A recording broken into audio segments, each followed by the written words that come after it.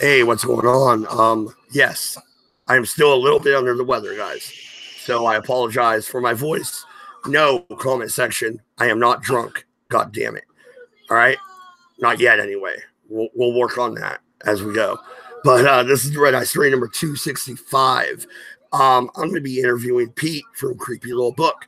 How are you doing today, sir? I'm doing excellent. It's a beautiful day. I've got my office windows open, letting some cool air in, feeling good, feeling all right, ready to go. All right, man. So let's open it up. All right. So I want to talk mainly about politics, but let's get a little bit personal first off. Mm-hmm. You're from Pennsylvania, right? Right, Philadelphia. So growing up in Philly, like, how do you think that affected you as you were growing up? Because I lived in LA till I was 8, and I feel like that kind of affected me a little bit. You know, have a different outlook from living in LA. Well, you know, Philly's a tough town, and it's a place where people walk around with a perpetual chip on their shoulder. So I think that affects you. Like, you do run into a specific attitude here in Philadelphia. If you have heard of the exploits of various Eagles fans, that's a small microcosm of the kind of stuff that goes on here. Case in point, Philadelphia's a kind of place where you can pull into a gas station and two guys will be arguing. And, you know, the one guy will cuss the other guy out. And then the other guy will yell at him for cussing him out in front of his kids. And then people who are bystanders will get involved in the argument until everybody in the parking lot is screaming, "Fuck this," and yelling at each other. Like, that kind of stuff happens around here. There's a lot of that kind of nonsense. So I do think it affected me. And I spent years prowling the streets as an urchin in a punk band. So, you know, it was a lot of the real, like, nitty gritty parts of town. There was a lot of, underground shows in abandoned buildings and condemned warehouses and stuff like that. So, I think it definitely affects you. You know, it's a different environment than, say, if you grew up in the Midwest or in the Northwest or in the Northeast. You know, you're dealing with a different animal. It's a major East Coast city, and there's only so many of those. You have, Boston, I guess. Like New York, you've got Baltimore, Philly, DC. Baltimore, DC, so you got like a handful of these major northeastern cities, and they're all different, but at the same time they're all kind of similar. Like, there's areas of Boston that are very similar to Philly. Philly and New York are very similar in general, but Philly's really clean, like, compared to Baltimore. Baltimore is rough. Baltimore's a rough town, but Philly's pretty clean. Doesn't Baltimore have the #1 murder rank? Like, or is that Chicago? It's either Chicago. There's Chicago and Detroit are pretty rough too, but Baltimore's just a tough town, man. Like, it's a tough town. But Baltimore looks like Philly, like it's a lot of these row homes. These are old cities. For America, they're old cities. For Europe, they're babies. You know what I mean? Well, Europe has buildings that are thousands of years old, whereas, here in America, you got something that's been standing since the 1600s. That's considered ancient. Well, no, like my buddy Cabby, he'll be like, "Dude, I have a desk in my house older than your country." I'm like, "Yeah, well, we had to save you twice already, so shut the fuck up." But it is what it is. All right, so growing up in Philly, man. I'm guessing you got in a few fights. Well, teenage boys are inclined to get into scraps here and there, so can't say that I've been above it.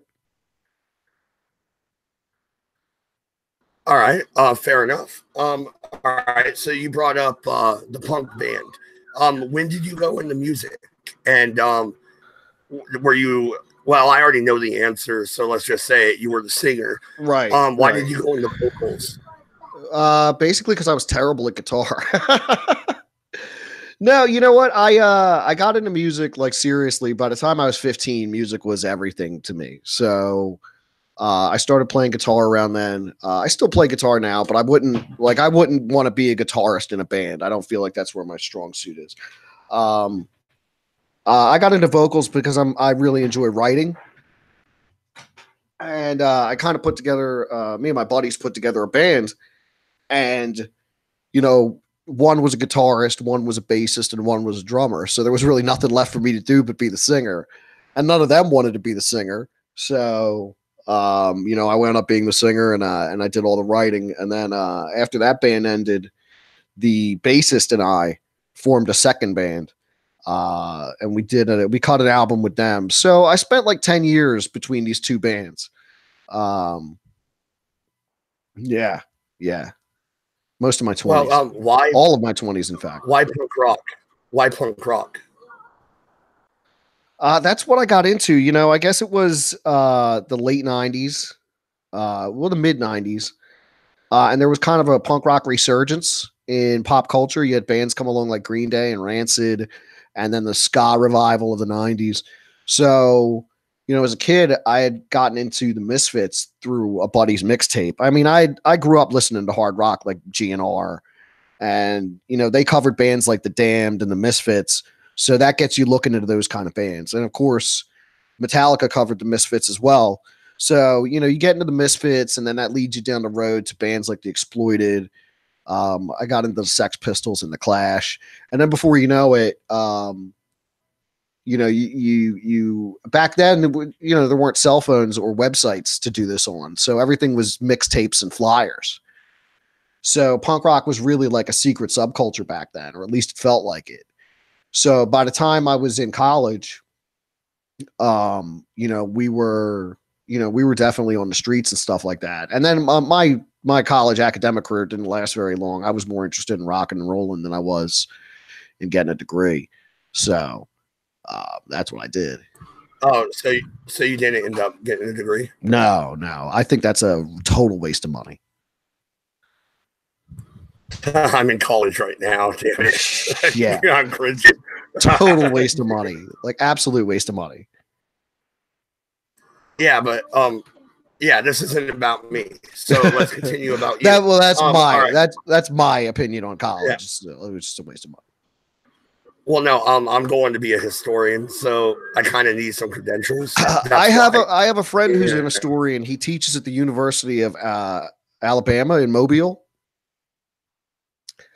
He just had a new book come out called Blue Collar Conservatism. His name's Dr. Timothy Lombardo, and he is a professor of history. He specializes in the Cold War. Hey, if you that in the side chat, I will link that down in the real chat. That way they can check him out. Oh yeah, let me see if I can find it online. But while you're doing that, all right. So you played music for a while in Philly. Yeah.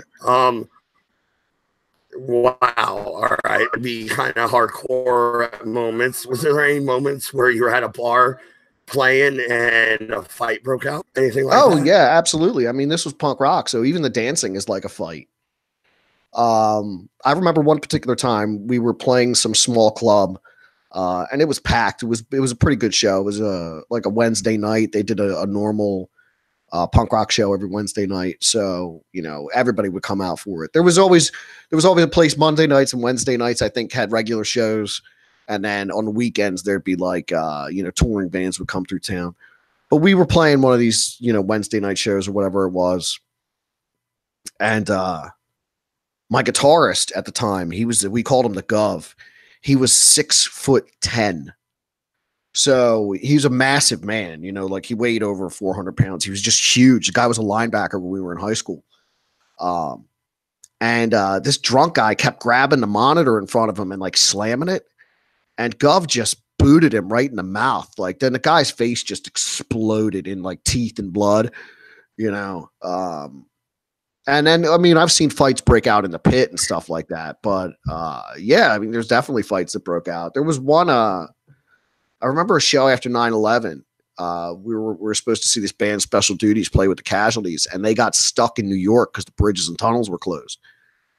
So the Philly bands played the show, and it was also during Greek Week when all the African American fraternities do their step dancing. They would also congregate on South Street, where we happened to be for the show. So you had all these fraternities that came from all around the country to do their step dancing, and predominantly African Americans. And here we are on South Street with our mohawks and leather jackets, and people must have mistook us for white supremacists because this giant fight broke out. It was a disaster. And I remember us, like, the cops were grabbing anybody with a mohawk and locking them up. I remember pouring soda over my head to make my spiked hair go down so I could fit a hat over it. And then we ran down to the train station, and there were like cars pulling up with like dudes in them getting out. I mean, the fight was insane. It was really ridiculous. I think that was the last time they had Greek Week on South Street, because just such a big fight. Oh, wow. Yeah. That's insane. So yeah, like, it was pretty nuts. Well, no, and that all right. So one last thing about punk rock. What do you think about the original punk rock culture that came out of Britain, right? Where it was a little white supremacist, wasn't it? Like just a little bit, no, not at all. You have red laces. There's a reason. Not even at all. No, not even the initial movement of Oi, where like the skinheads come from.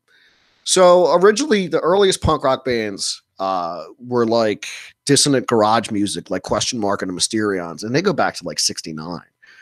But then you have like these pre-punk bands that come along, like Crass, which is like real dissonant, anarchist. It's really hard to pin down exactly what type of music they make, because a lot of it is noise. Then in like 77, you have the New York punk and the British punk kind of simultaneously emerge. But New York, you have more of an avant-garde, artistic kind of punk rock. Like, I associate New York punk rock with the Ramones immediately.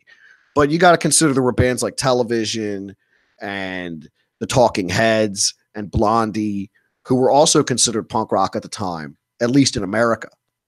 Meanwhile, in England, you had that first wave of punk rock bands like the Sex Pistols and the Clash. And a lot of bands followed suit in trying to sound like the Sex Pistols or the Clash. By 1984, you have this UK punk rock come along that's like definitely become a subculture at this point. It is Mohawks. This is where Mohican punk rock comes from. This is where bands like The Exploited rose to prominence.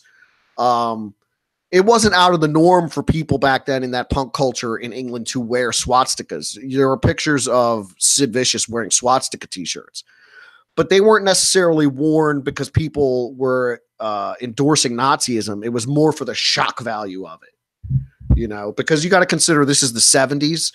It's only 30 years since the Second Great Wars ended.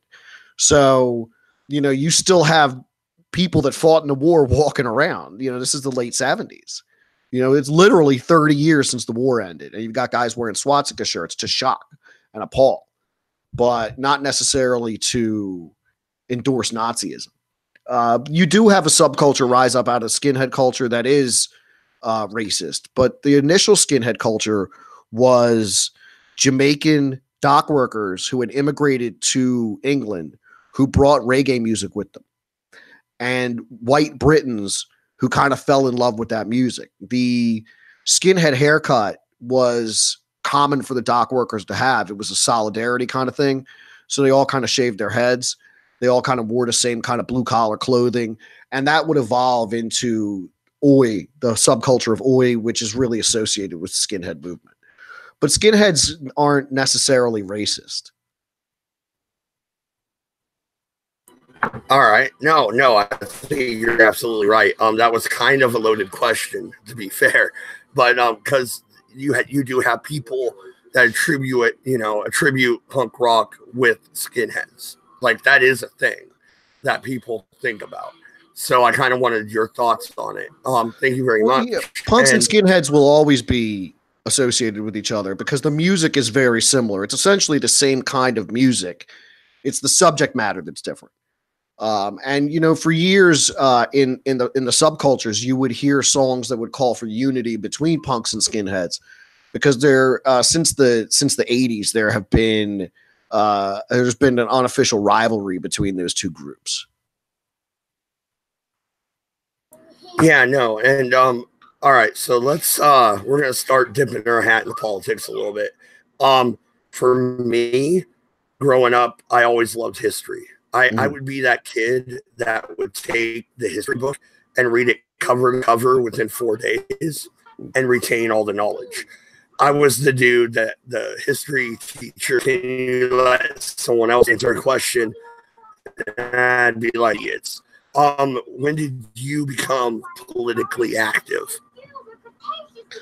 Like even in your thoughts. Like I'm not saying you're running out with a sign, you know what I mean? Well, punk rock is by its nature political. I think that, you know, it started as a shock movement, kind of like, you know, shock radio or anything else that's meant to offend and turn up the anything that's rooted in iconoclasty. So, but there's an element of politics to punk rock, and I think that, you know, it's overwhelmingly liberal, but that doesn't mean that I haven't met conservative punk rockers. And I myself, you know, am a conservative. So, you know, I voted for Bush. You know, I supported Bush during the whole Bush era, you know, like I was right there behind him. I think he was a better choice than now. I will admit the first time around I voted for Nader. The second time around I voted for Bush. I've always been a strong proponent of third parties. I'd love to see a viable third party in this country. Let's pivot on the third party thing. Do you consider yourself more conservative or more liberal? And by libertarian, my British friend, liberal. I'm sorry, you broke up a little bit there. Oh, did I break up? Yeah. All right. Would you consider yourself more conservative or more classical liberal, i.e., libertarian in the American sense? I don't know, man. I'm pretty conservative, I think. I believe in limited government restrained by the higher authority of the Constitution. I believe that the states have rights. The states' rights supersede the federal government. You know, so, you know, I consider myself a constitutionalist. Okay, well, I have a question, actually. Let me open up my Discord real quick. I have a question about the Constitution for you from my buddy Doku. Let's check. I had him DM it to me. That way I can read it verbatim. Okay. In regards to personal freedom and government oversight, where do you draw that line? How does it pertain to the Constitution? Well, that's a deep one there. Let's see. So, in regards to personal freedom, I believe as long as you're not hurting anybody, and you know, unless you're infringing on other people's rights, you should be able to do whatever the hell you want. I'm somebody who believes in the legalization of all drugs. I think that, you know, if you want to kill yourself with heroin, that should be within your right to do so. I mean, I live in a city where they open up safe shooting sites, you know, and it's not the only city that does this, where they want to open up places for people to stick needles in their veins, but they want to make sure it's a place that's clean and you get clean needles and stuff like that. And to me, it's like having a drunk driving lane on the highway. So legalize all drugs. I know it's big business to bust people for drugs, but I think if you decriminalize all drugs, you would see drug use go down. I do believe in the freedom of the individual, but at the same time, you know, we live in a dangerous world, and I understand that there is a need for surveillance. I think that the government has far overreaching powers to surveil because of the Bush era. But well, you brought up surveillance. Let me ask you this: the government, should they be allowed to do a dragnet system where they're not getting a warrant, they're just capturing your data? Which, let's be honest, in the modern day, your data is who you are, right? So they're doing all this against the Fifth Amendment, aren't they?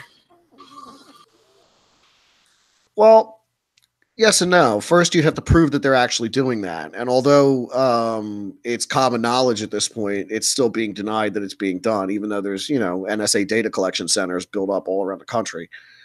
Uh, you know, it's a it's a slippery slope. Like, where do you draw the line at surveilling to keep people safe or crossing the line where you're inhibiting people's personal liberty? The fact of the matter is you can't drive down the highway without being on camera 100 times. You're going to pass cameras. You go through a toll booth, you're on camera. You go into a store, you're on camera. So, you kind of accept that once you go out into public, you are being surveilled. The only privacy we can actually expect is really within our own thoughts at this point in the world.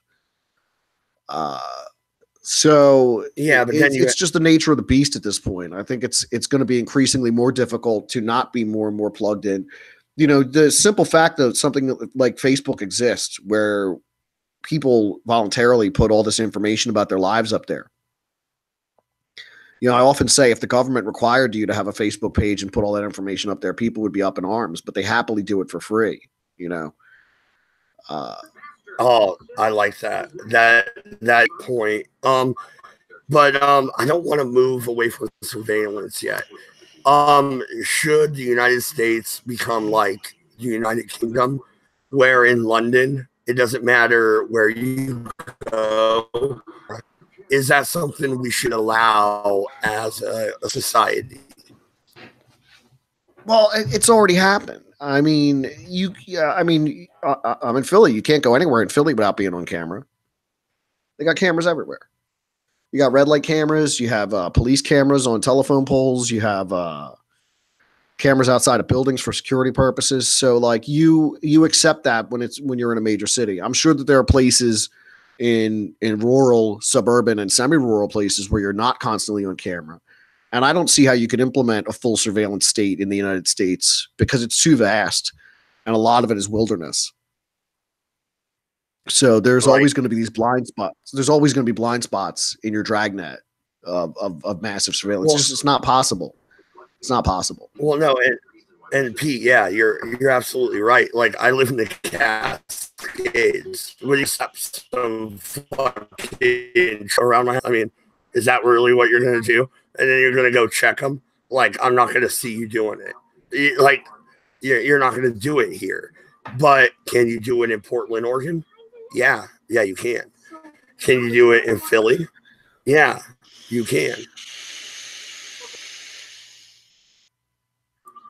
But no, all right. So let's move along from the surveillance state. You were, me and you have talked before, obviously. You were raised Catholic as well as I was. Are you still anti-abortion? And we're not going to dwell on this too long, but I do want to throw there. Where do you fall? Well, while I was raised Catholic, I really wouldn't consider myself Catholic now. I am very influenced by Catholicism, but I ascribe to a very bizarre theory of astrotheology that's very difficult to explain. So I don't want to get into all that unless we're going to, dive into that topic. But for the fact of the matter, what we're talking about is abortion. I am opposed to abortion. I think it is a genocide of 70 million people since Roe v. Wade passed. Now, at the same time, who am I to tell somebody what they can or can't do with their own life? So I'm of two minds on the thing. I'm very opposed to this late-term abortion stuff that's been going on. But at the same time, do I want to see back alley abortions happening? Not really. I think to really end abortion, you need to change society. There was a time, and funny enough, this is I'm going to make a Star Trek: The Next Generation reference. There's an episode of Star Trek TNG from 1988 where one of the characters becomes pregnant by an alien, and it wasn't a planned pregnancy, and the doctor remarks that it's scandalous because she's not even married. And I'm like, this is a show that's set 200 years in the future, but it's got late 80s morality still trapped to it where a single mother is considered kind of a scandalous thing. So, we've seen the attitudes in society change in that regard. We've seen society's attitude towards homosexuality change over the last 30 years, to single motherhood change over the last 30 years, divorce change over the last 30 years. And they've become way more liberal in those regards. Divorce used to be considered a scandalous thing. A child out of wedlock was a scandalous thing. These were things that people didn't want to have happen to them because they were considered to be scandalous. Now, not so much.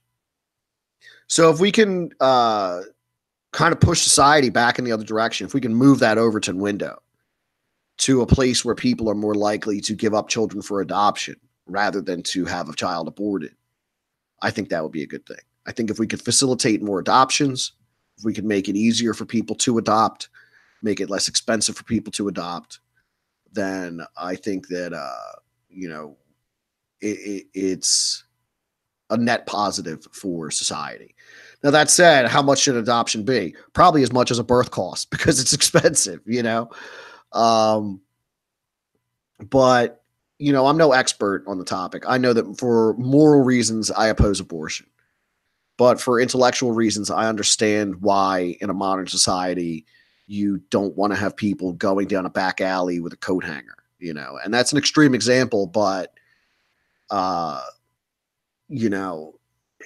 happen. It'll happen, Yeah, no, absolutely. And am I coming through clear? I looked at the chat. They were saying something about MADDS. So am I roboted? Yeah, you're okay now. All right, cool. All right. So, all right. With the abortion thing being said, we're going to move on. Like I said, I'm not going to dwell on it. What's it? How do you see the current culture clash that is going on, and it's going on right there in your Philly, right? Where you have Antifa and the Proud Boys, and it seems to be ramping up. Are we headed towards a civil war? No. Is that really what's happening? No. By no means are we headed towards a civil war. What we're seeing is kind of a battle reenactment of the 60s. That's what you're seeing. But in the reality, it's a lot more like the 80s out there. I think that we've got a booming economy. We've got a Republican president. We've got a very 80s feel going on in the political landscape. At the same time, I think that this current cultural clash is very similar to the satanic panic of the 1980s. So I think what we'll see is this will subside. The following generation is going to be into more edgy stuff. I think you'll see a 90s resurgence because right now the 80s are very popular. But for kids that are coming up in the next 10 or so years, the 90s will be this mystical decade of a time, they can't really relate to. Kind of like the 70s was when I was a kid in the 90s, It's like, I say this to people, when I was in high school, Led Zeppelin was as far away from me as a kid in high school now is from Nirvana. Well, no, and that's something we didn't cover. Holy shit, I'm crap at this interview thing. All right, so how old are you, and when was your graduation date? I'm 03. That's when I was, I got my GED, but that's when I was supposed to graduate. So I got out of high school in 1997. I am 39 years old. Okay. All right. So we got that out of the way. So you understand 80s, right? So you kind of know what you're talking about here. Oh, yeah. All right. So with this current culture clash, though, they're moving it into the internet realm and they're attacking creators. And they're not even attacking people like me who talk politics 7 days a week. They're attacking people like you who do what? Cryptoid videos? Shit about Bigfoot? I mean, why is that threatening? What's going on? I don't know, man. It's easy to come after people like me. They came after InfoWars, and they were able to successfully deplatform them. The problem is that media outlets, and especially like the censorship that we're talking about related to conspiracy videos, that's mostly because of the work of BuzzFeed. BuzzFeed writes these articles about the dangers of conspiracy theories, and then YouTube reacts by targeting conspiracy theories. But at the end of the day, BuzzFeed and Vice and Vox and Now This and all these other journalistic outlets, they just can't compete with YouTube. You know, look at, here's a great example. YouTube says they're going to crack down on conspiracy videos. 2 days later, Shane Dawson dumps a conspiracy video on YouTube that's not only 2 hours long, but also trends on Twitter, I think taking the number 2 spot in the US. And then BuzzFeed writes a hit piece about Shane Dawson. Well, yeah, man. Like I was writing my paper for school last night, and you know what I had playing in the background? A stupid conspiracy theory video.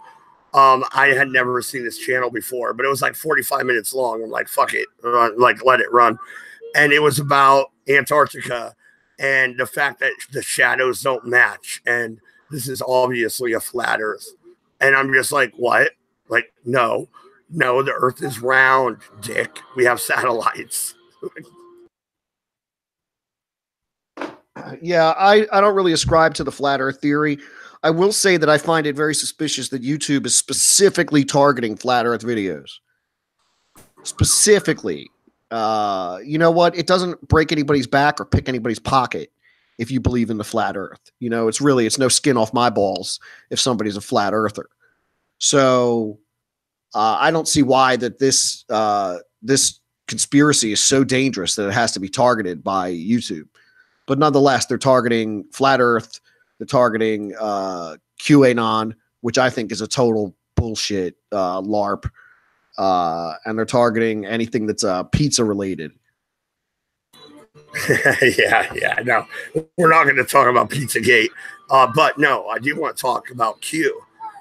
That is a LARP, right? I mean, yeah, I think Q's total substantial. No, there's never been anything substantial. I've done a video on it probably 6 months ago called The Cult of Q. I went through every Q prediction up until that time, from his first prediction where he claimed Hillary Clinton would be arrested the following Monday. That never happened. To the claims that these people were making that she was wearing an ankle boot because she had a bracelet on and she couldn't leave the country. Then she went to India and did a press tour over there. So I'm like, the woman's leaving the country. I mean, like, she's leaving the state that she's residing in. Obviously, she's not under arrest. Then she's leaving the country. There's no way she's wearing an ankle bracelet. It's just not happening. So I think that the whole Q thing is just serious bullshit. And a lot of people want to believe in it because they're looking for a savior, you know. But to me, it's all bullshit. Yeah, no, and like you have people like Lionel Nation, giant channel, dude, giant, just preaching the Q stuff, and I don't get it. Then on the other hand, they did arrest Roger Stone, didn't they? Yeah, so what? Well, I mean, he is kind of in the Alex Jones QAnon area, isn't he? Yeah, but Alex Jones doesn't really do the QAnon stuff. Well, I wouldn't know because, you know, they banned him from everywhere. Yeah, well, he's on BitChute still, so you'd still watch him there. Fair enough, sir. Yeah, no, by the way, I have a BitChute as well. Go check that out in the for sure. And also your channel. It's in the description. Go check out Pete. He does a lot of great shit over there. Thank you very much. I'll be streaming tonight at 9 p.m. Eastern Standard Time. Yeah, dude, man. Holy shit. All right, so what do you think about Trump's State of the Union address? Did he go hard enough at the Democrats? I think it was perfectly calculated. Perfectly calculated. I think that he took the swipes he needed to take, but overall he came across as very presidential. I thought we saw that there was a favorable reception to the State of the Union address. Even the CBS and CNN polls were favorable in Trump's favor. So I think overall it was a very well done speech. I don't really have any complaints about it. Yeah, no, I think he went a little overboard with the sea to shiny sea thing. I was like, yeah, dude, I've heard that song before. I sang it in choir. Move on. But whatever, it is what it is. That's the only complaint I really had. Did you notice Nancy Pelosi's face though? Oh yeah, how could you not? It was a beautiful thing. Goddamn. All right. So moving on. I'm gonna check my Discord. I have some questions from them. Okay. Before we move on. All right. So my buddy Jensen has some questions, and these aren't political. Okay. Do you believe in ghosts? If yes. not, why not? Yes, I do. Oh, so you do. Why do you then? Because I've seen one, and I really didn't believe into them up until that point. But I was doing an interview down in a place called Parastudy in Brookhaven, PA. They are a paranormal research team that helps with exorcisms, vexations, hauntings. Very great group of people. They have 2 mediums. Former firefighter is the lead of the team. His name is Jim Maitland. They do great work, and they help a lot of people who are in serious trouble here in the Pennsylvania, southeastern Pennsylvania area. So while at Parastudy, while interviewing these people, and at this point I was on a different channel. I was working with a partner. We were interviewing them, and I saw a child run up the stairs of this building, but there were no children in the house. You know what I mean? And she didn't look like she belonged. Like she looked like she shouldn't exist. I can't describe what a ghost looks like because they don't look like they should be there. You know what I mean? But I clearly saw this kid run up. I clearly saw this kid run up the stairs, and I stopped the interview. We did not catch this on camera. I was filming in the other direction. You know, I just happened to be sitting facing this staircase, you know, interviewing them around these couches when I saw the figure run up the staircase. And I said, stop everything. And I was like, I don't even want this part on camera because it's going to sound like I'm talking shit and I'm making this up. So we stopped the camera. We stopped the interview. And I say to everybody, I just saw a little girl run up those stairs.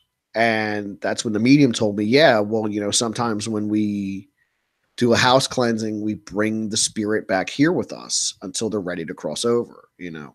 And there are 2 children that reside in the house currently. Now, they could have just been feeding into my imagination, but I don't believe that I imagined what I saw there. You know. Yeah. Well, there's a definite energy. Well, no, and Pete, I'll be perfectly honest. All right, I wasn't drinking yet. I did have a backpack full of beer on me, but I wasn't drinking yet. I was in the graveyard by MacArthur Court on the U of O campus, and in the middle there was 2 guys, and I was like, I'm like, "What's up?" And they waved me over, and as I'm walking, my eyes are on them. This full body apparition, both of them vanish before my eyes. I was sober, dude. Like, yeah, I've seen a ghost. I get what you're saying. Yeah. And it's hard to explain. And the weird thing is, after that happened, I went online, of course. And sure enough, on the Haunted Oregon website, they talk about the U of O graveyard. So I didn't know that beforehand. And, you know, take my word for it or don't, whatever. But I know what I saw. Yeah, it's bizarre. It's bizarre. All right, so let's follow that up. Number 2, aliens. He wants to know, are we alone? Definitely not. I think that there is a lot of truth to some of the UFO lore. I think it's very possible that in 1953, President Eisenhower met with space aliens from a planet called Serpo, that there was an exchange program and a treaty signed. And I think that there has been several instances of high-level contact between the governments of the planet Earth and extraterrestrials. I also believe that we reverse engineered crashed alien technology from Roswell, and that there is a secret space program, that we are already in deep space, and that it's very likely we have a base out in Jupiter.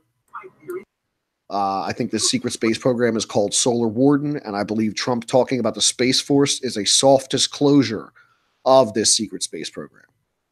Oh, dude, I was gonna go that was my follow-up, was the Space Force. And you're not joking right now, right?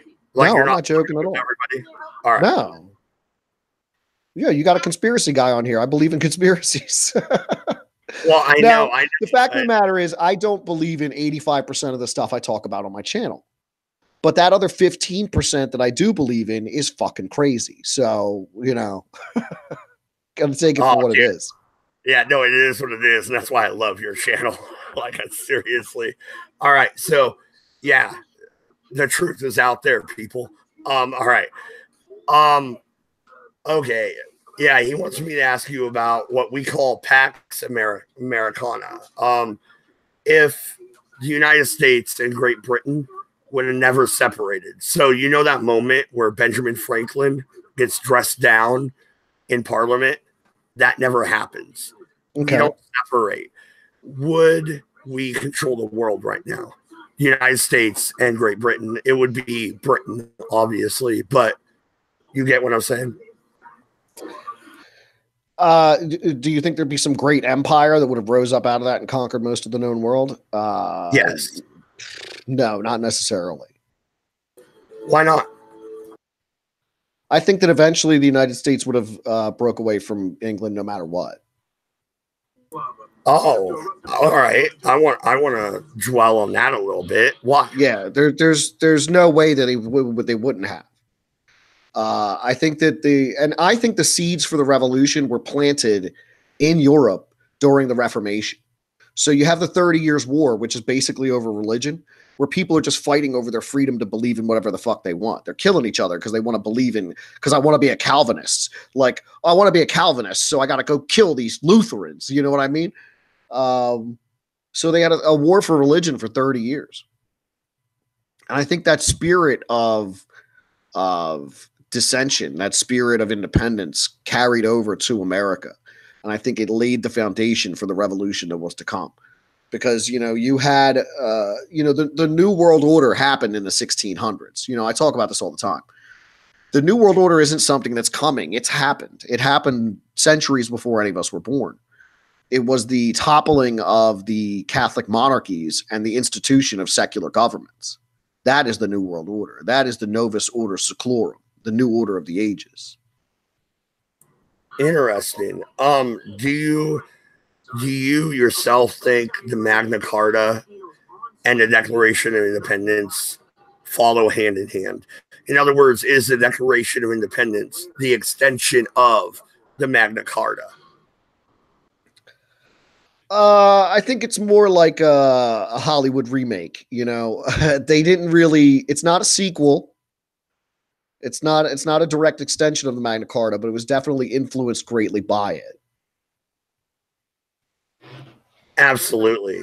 Great answer. All right, let's see. All right, so he worded this kind of funky. So would you ever get cyberware, and what would you get? What he's talking about is transhumanism. Would you implant something to enhance yourself, like technology wise? Would you? I always say, if something traumatic happens to me, then just cyborg me up as quick as possible. Like, submit my body to some lab and have them turn me into a fucking robot. So yes. Yeah. Yeah. It really depends. It depends on how the technology was administered. Like, I'm not about to go get a chip put in under my hand. But, it's very interesting how that will change humanity, because it will, and it's undeniable, and it's unavoidable. The time will come for that. But I think that the possibility of extending one's life through technology is very, very interesting. Nobody wants to die. It's like, I do a lot of research into religions. Everybody wants to go to heaven, but nobody wants to die. You know what I mean? So for me, the idea of extending life through technology, if by incorporating technology into my body, I could live for another 900 years, you best believe I'd want to do that. No, and I'm going to ask a question here. This isn't on his list. He's got two more that I'm going to throw at you, and then I got some from B. She has some questions. But do you believe in reincarnation? Yes. Okay. Expansion upon that. Is a birthmark the site of where you died in the past life? No. Because nuts. It's kind of an interesting theory. I have heard it before. No, that's bonkers. Okay, but reincarnation. How could you tell? Like, how do they tell the Dalai Lama? You know what I mean? Like, how do they work that out? There's actually, I believe it's the University of Virginia, Parascience, who I think it's the University of Virginia, who does the parascience studies into reincarnation with children.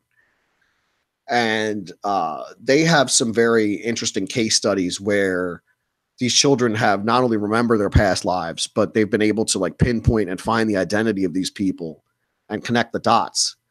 And this isn't stuff these kids should know. You know what I mean? So I think reincarnation is pretty interesting. The way I look at it is basically like, and let me try to put this into a way that's succinct. There is a power that permeates the universe. Some people believe the universe is even electric in its very nature. And we are like a light bulb. The light bulb burns out, you unscrew it, you screw a new light bulb, comes in, it goes on. It's the same power. It's just a different receptacle for that power. And that's what our bodies are. We're plugging into that same power. I think that, it's like, here's a good example I heard before. Right now on the planet, there's probably 1 billion dogs. 10 years ago on the planet, there was probably 1 billion dogs. Are they all different dogs, or are they being recycled? You know what I mean? What is the nature of our existence? Yeah. But I do believe in reincarnation. I think that there have been scientific studies, specifically out of the University of Virginia, that meet the scientific method, that have empirical evidence for past lives. I think that it is almost definite. And I believe the Bible also refers to reincarnation, although some people would dispute that. But I do believe the Bible refers to reincarnation. The entire idea of being born again, I think that has to do with reincarnation. Yeah, no. And I've seen some stories about like a kid who remembered his best friend's name, his wife's name, and everything else. And he was a World War II pilot that died. And then, like, he met the old man that was his best friend. Like, no, there's something to it. But all right, let's move along a little bit. All right. So if you were stuck on an island with one book series and one film series, which ones would you choose? I'd take Robert Jordan's The Wheel of Time because it's long. And yeah, it's long. so it'll probably keep me busy for a while. And one film series. That's tough. I know, right? You got to watch it over and over. I would choose DS9. Well, So that's fine. okay. We're talking television series. If it was a film series, I was going to say the Star Trek movies.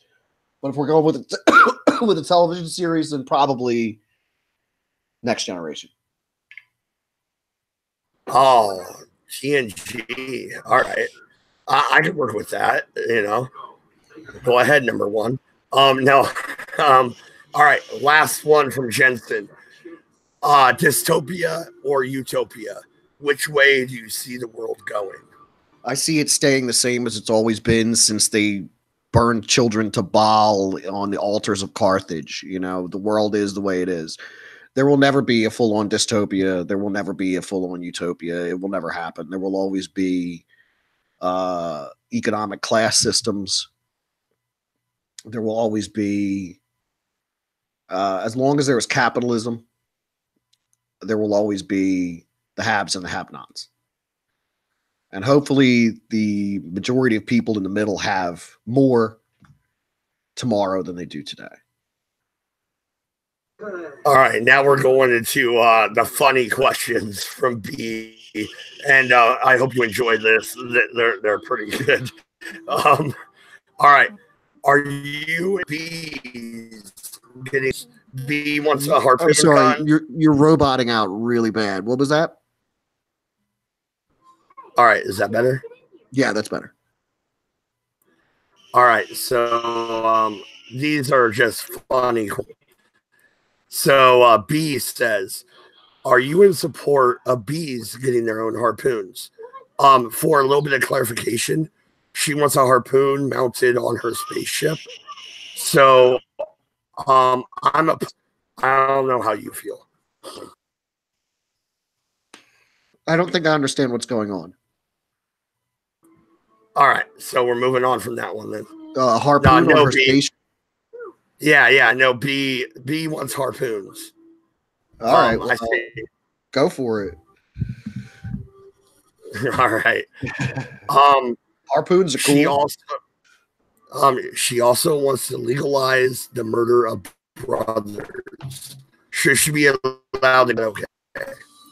Legalize the murder of brothers? Yeah.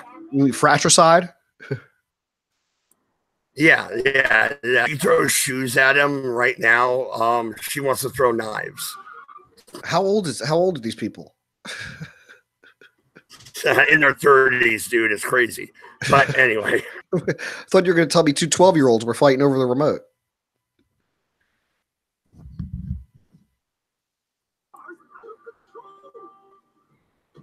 All right. What else?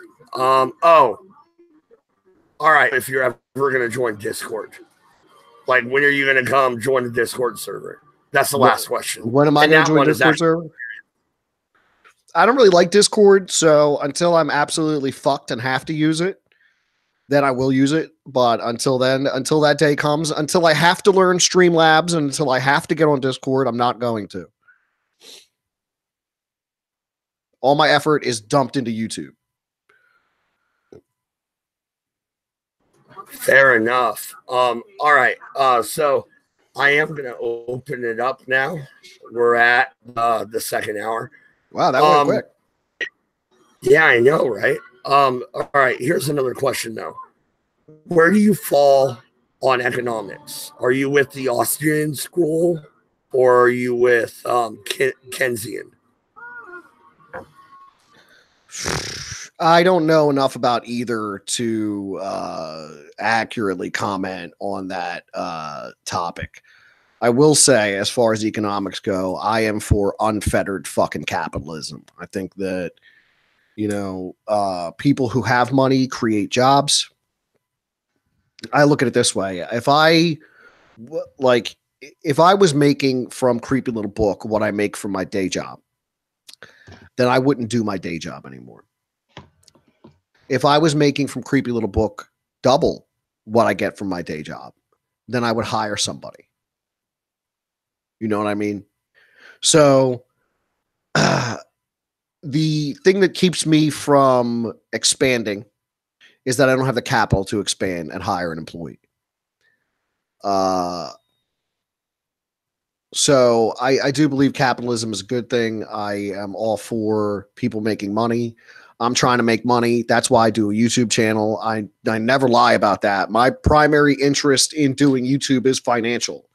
I am interested in the topics I talk about. I'm passionate about them, but I do it to make money. Yeah, me too. I'm right there with you, Pete. Am I roboting again? Because now Jensen's here. I can F5 and reboot.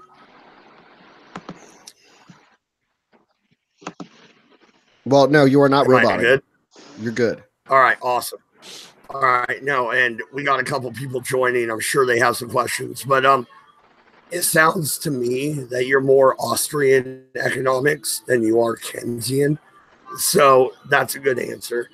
Are you gonna vote 2020? I'm sorry, what was that? Are you gonna vote for Trump this coming up election? Do you think? And if that's beyond the line, yeah, I'll vote for Trump. He's got my vote. All right, and what's up, guys? I need to get a glass of water and clear my throat up. You guys got a question for Pete here? No problem. Hey, Pete, this is Jensen. Hey, Jensen, how you doing? I'm all right, mate. I'm the one that B wants to shoot with a harpoon. Ah. Yeah, lucky me. So, first off, nice to speak to you again, sir. How's you? Pretty good, pretty good. How about you? Yeah, ticking over as good as it gets. Now, about my questions. With cyberware, for instance, you're saying you'd get cyberware happily if you had an accident or something similar. Are you telling me you wouldn't voluntarily choose to have, for instance, a data jack allowing you to, well, access information from the internet at speeds we couldn't even begin to imagine? Would you not really want that? Oh, sign me up. Yeah, for something like that. Give me that. put a port in the back of my head and plug me the fuck in, man. Like, I would be all about that.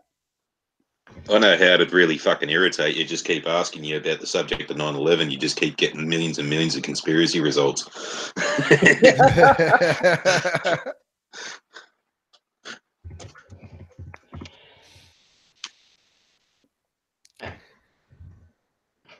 Yeah, transhumanism, it could be good, it could be bad. I think it's like anything else. You know, life is about duality. I've researched the occult enough to know this. Everything is about duality. That is the problem of humanity to begin with. There is a dual nature to people. Now, if you ascribe to any religious beliefs and you believe in the soul or the spirit or anything like that, but we are ethereal and we are physical beings. And even if you don't believe in any kind of religion, you have to believe in the abstract nature of your thoughts. Our thoughts, our ideas, our identity are intangible things. They exist only within the pound of meat inside our skulls. So that aspect of us does not actually exist in the tangible physical world. Our thoughts are electrical processes bouncing across neurons in our brains. So the I, the me, the ego, the id, the things that make up who I am are intangible. This physical me that carries those around is in constant conflict with the intangible me that pilots this meat suit. So do you think that that AI is going to come into being? I think it's only a matter of time before AI comes into being. Why? If we're talking about sentient AI, that's a different story. But I do believe that eventually AI would gain sentience, if only because somebody would program it to do so. I don't think it's possible personally. Go on. Well, I think that's a matter for time to sort out. I don't know. It might not be possible. Well, but my problem with the way people describe AI and describe sentience when it comes to that aspect of it. It has to come down to, okay, you have to look at what it takes for sentience to take place. All right, no matter what anybody describes it as, the one requirement that we do know is that you need to have growth. Okay, when you start talking about a program, when you talk about things, yes, a program can grow in and of itself, but it's locked within some kind of finite box. It's locked within finite hardware. Okay, it itself runs out of space from that perspective. All right, as it grows.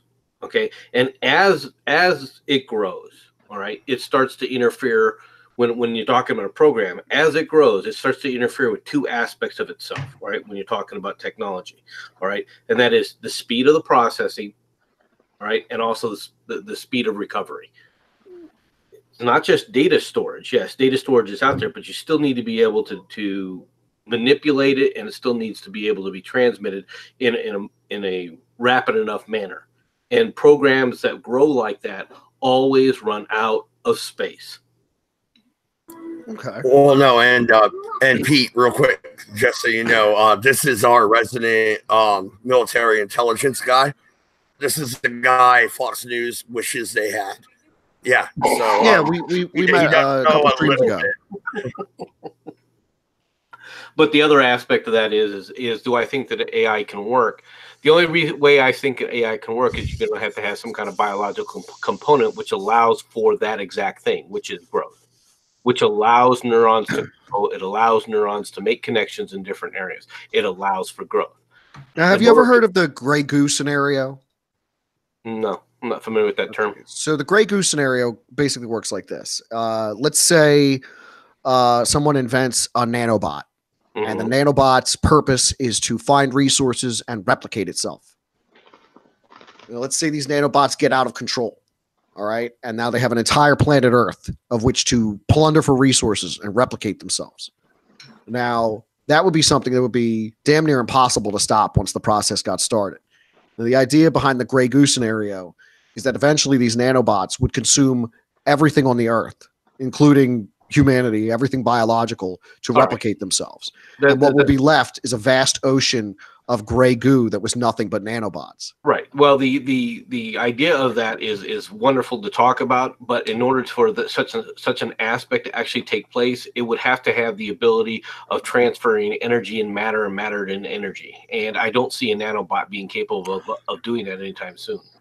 Oh, I thought you said it was the gray goose scenario. I thought vodka was the only way to stop them. Yeah, no. Well, with any type of artificial intelligence and all this kind of stuff, it won't be completely sentient because you'll still have to put in, subroutines and rules and shit like that. Like, don't listen to 4chan; they'll turn you into Hitler. That's only been anecdotal twice. And to be fair, I do believe in AI because we're talking to MC right here. They all believe that I don't truly exist. I only exist in the figment of everyone's imagination. Well, no, and I know I opened it up, but I do have a few more questions. Like, all right, so Pete, what happens if Iran shuts down the Straits of Hormuz? Do we go to war? Is that something you think is viable? And if we do go to war, can we win that war? Look, here's the thing. I don't think we're going to war under Trump. I think it's very unlikely. Very unlikely. I don't think Trump has an interest in taking this country to war. I don't think war is necessarily good for business right now. That's the thing. War's good for business, but war's bad for business. You know what I mean? Like, it goes both ways. Right now, we've got economic security.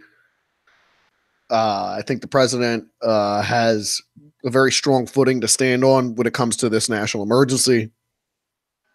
I think we're going to get our border wall. It might become a selling point of the 2020 election. It might become a big sticking point in 2020. And then we'll see how shit shakes out then. But, No. And I forgot about that. This national emergency.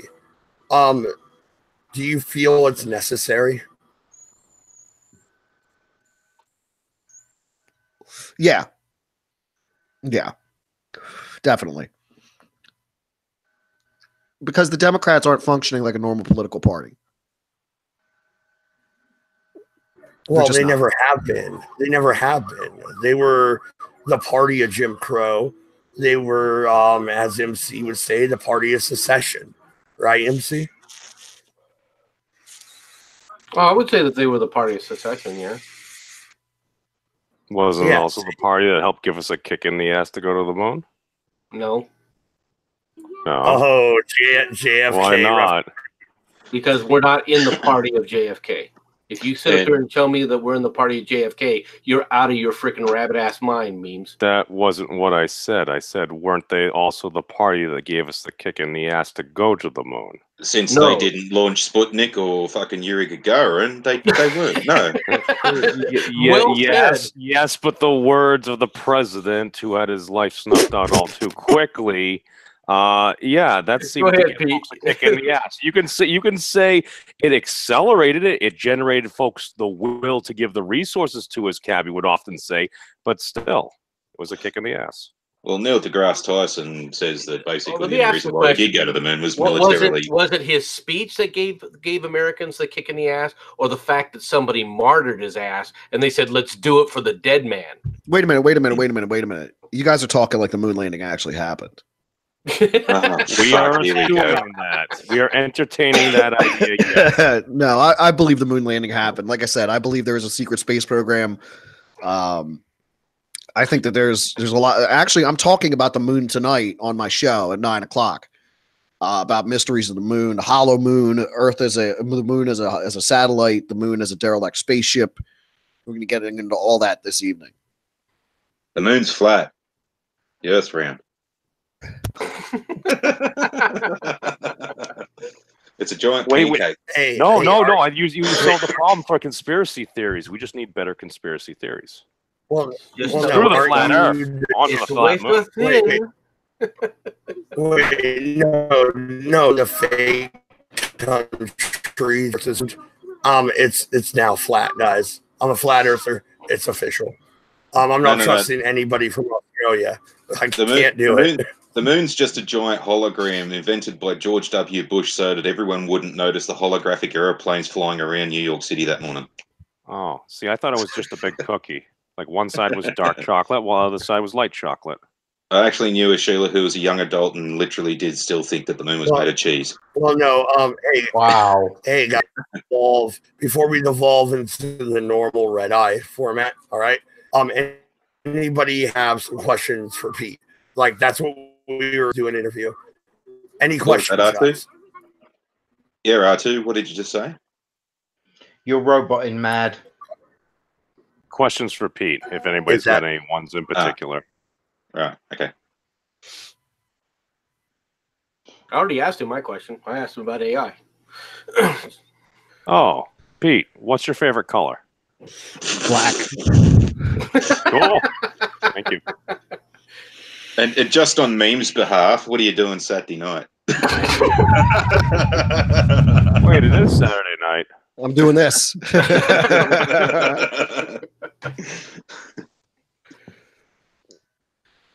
I do disagree with you when you talk about Philadelphia not being as dangerous as say Baltimore or. No, not as dirty.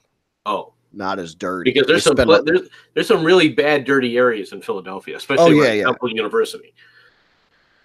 Yes, over by Temple is pretty rough, but Philly in general, like if you're in the center of the city where like City Hall is and around where most of the commercial district is, it's very clean. They've got a lot of street sweepers. They've got a whole city crew out there always sweeping up. So Philly's not generally a very dirty city, but it is, it's dangerous. Don't get me wrong.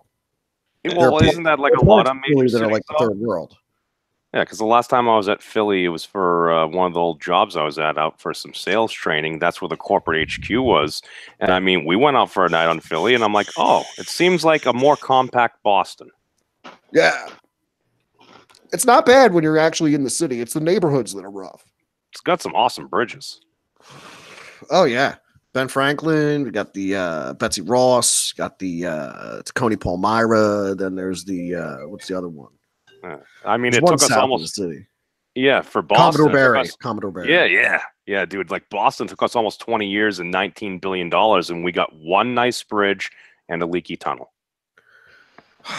The last time I was in Boston was because my band was playing up there, and we got lost driving that thing that goes around the city. What's it called? Dude. The Rotund or something? I don't know what it was called, but we drove around that thing forever.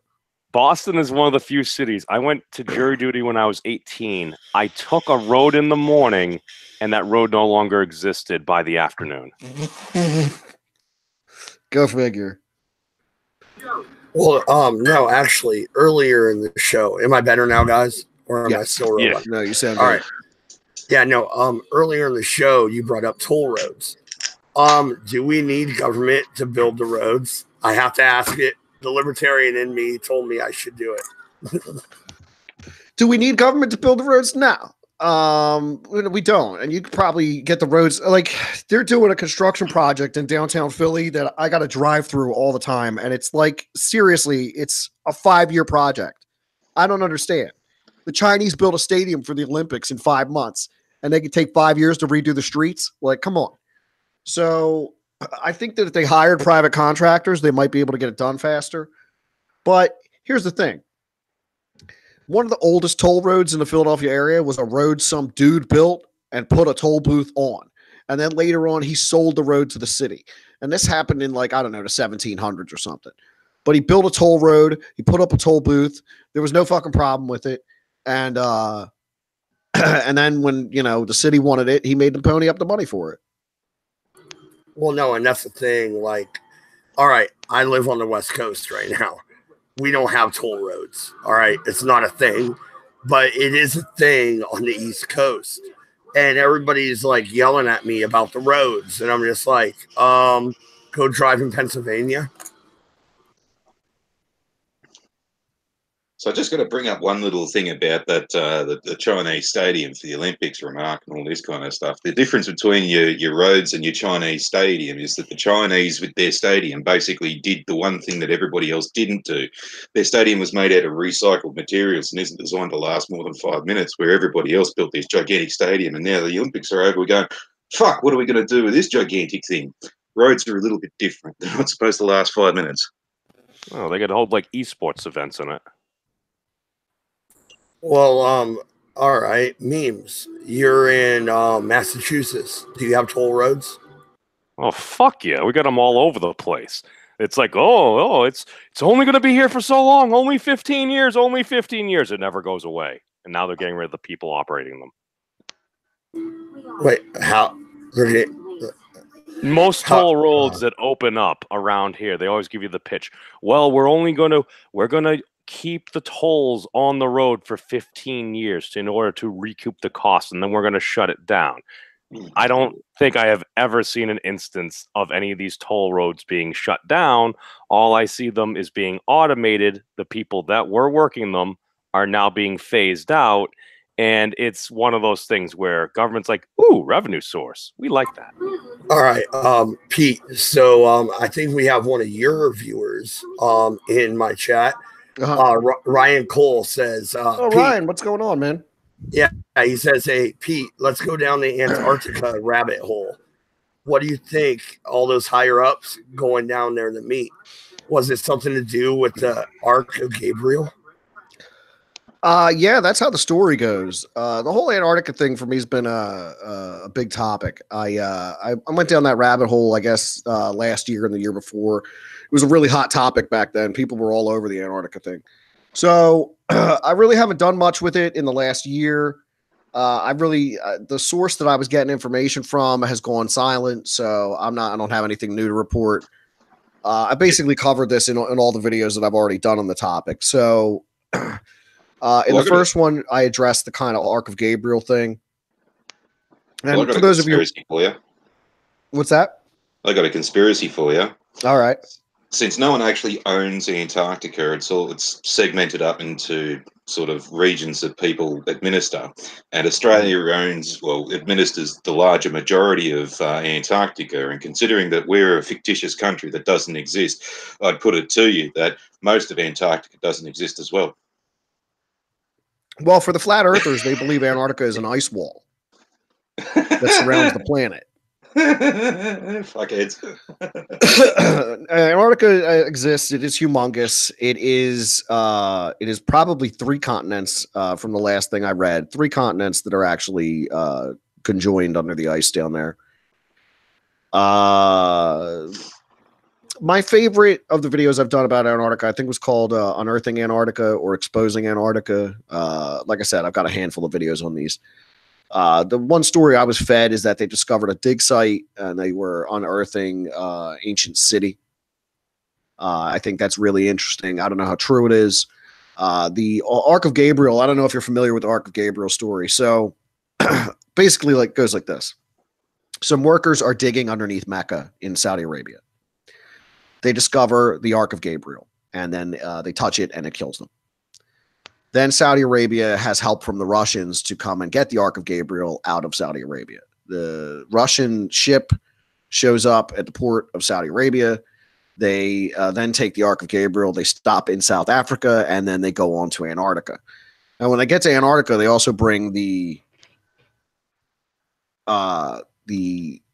what's it called? The patriarch of the Russian Orthodox Church. His name is Kirill, Patriarch Kirill.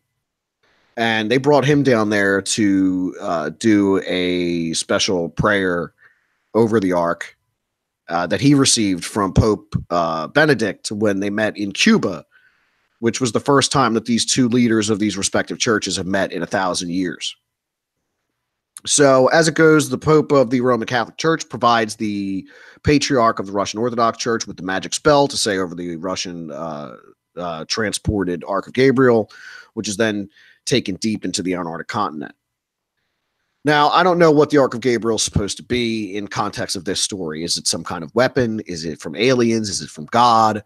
But I did research to see if there was a historical Ark of Gabriel, and there's a video I have up on my channel called The Ark of Gabriel, where I trace the historic Ark of Gabriel back to Ethiopia in the 9th century. So there was actually an object that was called the Ark of Gabriel. It did exist in history. Is it the same object that was taken to Antarctica? No. Is there really something going on in Antarctica, Sinister? There's probably there are people laying the foundations for eventual war for resources. I think there's a lot of resources under Antarctica. Diamonds, gold, oil, natural gas, you name it, it's there. And eventually that's going to become a problem where either it will lead to a resource war or the countries of the world will have to find out a way to divvy it up and share the resources. Well, yeah, no, and Pete, wasn't it Robert Byrd who said there was enough coal in Antarctica to power everything for 100 years? Right. It's very likely. Admiral Byrd did fly over Antarctica, and Admiral Byrd's secret diary is often held up as the standard for Antarctica conspiracy theory. Now, see, my thing was, I thought Antarctica was where all the kaiju were hidden.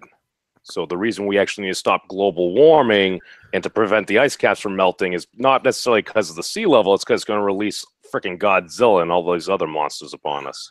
Well, I did a video about that too. It's called all right. It's called Inbound, Trapped in Ice, I think, and it's about the Nephilim trapped in ice in Antarctica. Oh snap! Gonna have to check it out.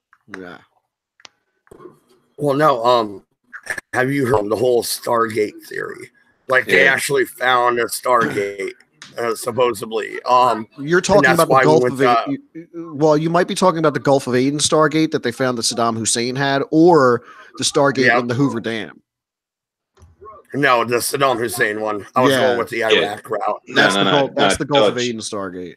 Yeah, no, you got it wrong, Dodge. You didn't watch the documentary series close enough. It's actually in Antarctica is an Asgardian sort of bloody power fucking node thingy me doodle that they can use a fucking big space weapon with. Hey, keep your robots to yourself. Well, no, and Jensen, dude, me and you do conspiracy. All right, so this is kind of your thing. Ask Pete a couple questions, man. Go ahead, sir. No problem. First question I'd like to ask you is actually a pretty important one. Mhm. It could possibly change everyone's opinion on pretty much everything. Okay. Are you ready? Yep. Should pineapple be on pizza? No. Heathen. What? No. Oh yeah, me and Beams are ready to fight. Oh, yeah. no. Pineapple has a spot on pizza. And No. Jensen, Fruit you should not stole go on my- pizza. No fruit on pizza. well, why So not? no tomatoes then, hey? Tomatoes on pizza is kind of Oh, gross. I too. see what you did there, Farty. No. But tomatoes also make up the sauce. Therefore, Yeah, Like pizza. I understand that, but pineapples, it's like putting fucking orange slices on pizza. I'm not about to do that. have you ever tried grilled pineapple? I have had grilled pineapple. I think it's very sweet. The grilling process caramelizes it and brings out all those sugars. It is delicious. I don't have a problem with cooked pineapple with ham or anything like that. I just don't think it belongs on pizza. But then again, I don't like most vegetable toppings on pizza. I'm really a strict pepperoni kind of guy, or sausage. Oh, okay. I was gonna say, what's your favorite pizza? Because mine is Papa Murphy's family size barbecue chicken. Yeah, I'm weird. All right. Sorry. Yeah, I'm not a fan of chicken on pizza either. I don't think it really goes well. I think it's more of the Oh, combination. dude. Oh, it's so delicious. The tangy you know? flavor from the and Jensen, how dare you bring up pizza? Like now, I don't know if me and Pete can be friends. You know what I'm saying? I have no more questions. Now you see why I pointed out that this was possibly a world-changing question. Now, to return to the usual chaos, what is your thoughts on the so-called pyramids of the Antarctic? You know, what do you think about that? Do you think that they are, open brackets, man-made, or do you believe that they are just natural occurrences due to the weather, etc.? Well, I believe that there was a great mother culture that colonized the planet in the ancient past, probably sometime between 25,000 and 13,000 years ago. So I think all pyramids came from this mother culture, whether they were the Atlanteans or the Lemurians or from Kum to Kunar. I can't really pinpoint where they came from, but I know that they were wiped out. But I do believe that they were probably, for lack of a better term, Atlanteans. I believe that their civilization was destroyed, but I do believe they colonized most of the world before that. And I think that's why we see pyramids all over the planet. I do believe that it's possible that there were pyramids built in Antarctica prior to it being frozen, but this would put our Atlanteans back even further. So was there an even older culture that used pyramids as tombs or as power generators, or built pyramids for the sake of building pyramids? I mean, the city of the gods, what's it, Teotihuacan in Mexico, was discovered by the Aztecs. They didn't build it, they found it. So they don't even know who put it up. Okay, thank you. Didn't they believe it was giants that built it? No, it was the crew of the Battlestar Galactica.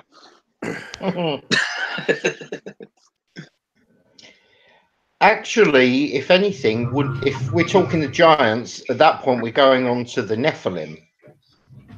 After all, they are supposed to be. Go on. Oh no, I was just gonna say, Pete, didn't you do a video on that? I watched it. Yeah, I've done several videos on Nephilim. Nephilim's always a good topic. People seem to really enjoy it. I've got Nephilim in Antarctica. I've got Nephilim and the Smithsonian conspiracy. I've got Nephilim and the Anunnaki. I did a live stream about Nephilim. The Nephilim and the Book of Enoch. These were the Watchers. The 200 Watchers come down after the fall of man. And the 200 Watchers are led by these two angels, Azazel and Semyaza. And Semyaza is really into the women that they see when they get down to Earth. And he's like, listen, I'm trying to get some of these butts. But I'm not going to go in this alone. So we all got to make a deal. We're going to get these butts together. That way, when we go down, we all go down together. So they proceed to intermingle with the daughters of humans. They get them pregnant. They teach them metalworking. They teach them magic. They teach them how to be, how to cut roots and make tinctures. And they teach them about makeup and metalworking. I don't know if I mentioned that already. How to make jewelry. They teach them all these forbidden arts they weren't supposed to know yet. God didn't want people to know how to make makeup. You know what I mean? So the Watchers beget the Nephilim, and the Nephilim are born. They're born like regular children, because people ask, how did these women not die from giving birth to giants? It's like, no, the babies were still born normal size. They just grew into giants. You know, in the Bible, we talk about David and Goliath. Well, what most people don't know, unless you've kind of read the Bible, is that Goliath is just one of 5 giants that David hunts down. After Goliath's dead, he goes and he kills Goliath's brothers. So they were hunting down giants after the fact. Like, there were still, it's like Goliath was just one giant of a family of giants. Well, no, and isn't there a cave here in the Southwest? Lovelock Cave. Where, yep. So you know what I'm talking about. The red-headed giants. Lovelock Cave, the red-headed giants. The guys were guano farmers, and they supposedly found the skeletons of giants, and then the Smithsonian came in and took them all away. That's the Smithsonian cover-up conspiracy, that the Smithsonian goes around and gets all the giant skeletons and dumps them in the ocean. How do you feel? What do you think about bones? That? Yeah, to keep the dinosaur bones. They dump the giants in the ocean. But what do you think about that? Because there are native tales of that same cave. Like, there is signs that, these skeletons were found. There's claims that these skeletons were found. Claims. There isn't really evidence, You can go online and find 100 pictures of somebody standing next to a giant skull in the dirt, but that don't mean they really dug up a Nephilim. A case in point, Cotton Mather was presented a giant tooth. Now, if you don't know, Cotton Mather was instrumental in putting together the Salem witch trials. He was a Puritan minister. Cotton Mather was presented a giant tooth, which he wrote was probably from a Nephilim. This was this giant molar that was discovered. It turns out years later that the giant molar came from a woolly mammoth. You know what I mean? So people would dig up these fossils and not know what the fuck they were looking at and be like, oh, it was a giant.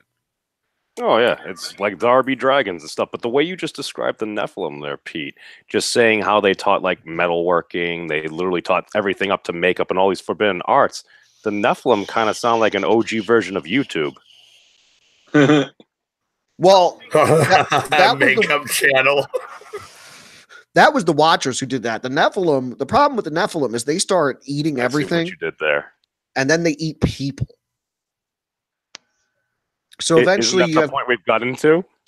Yeah, you got cannibalistic giants. So then the flood comes along to wash all these motherfuckers away.